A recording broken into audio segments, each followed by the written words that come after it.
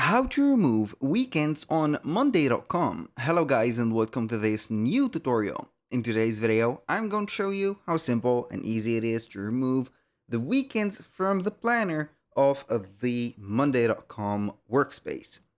So, the weekends are going to be counted into the timeline and also for any due date.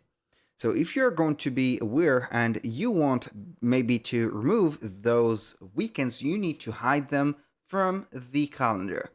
So how basically we can hide them from here? We're going to head over monday.com, sign in for an account, and we are going to head over our account.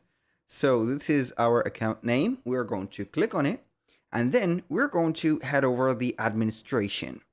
From the administration, we're going to find that we have the profile, the account, and the work schedule. So, for the working days, it is going to be crucial to edit them. As you can see, we have the Sunday and Saturday are going to be like this.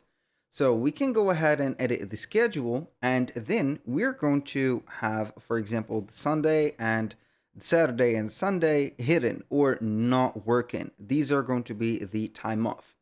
So you can go ahead also and set up the times, or as you can see here, these are going to be the weekends. And here you go.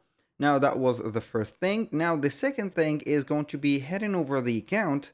And for the weekends, you're going to consider them either Friday to Saturday or Saturday to Sunday.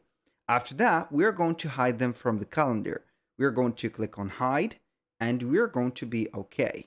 So after we have hidden them, we're going to be back like that, head over our workspace, and we are going to be able to see that the weekends are going to be, as you can see here, not working days. That was pretty much it for today's video. I hope that you have enjoyed the content, and I hope to see you soon on the next one.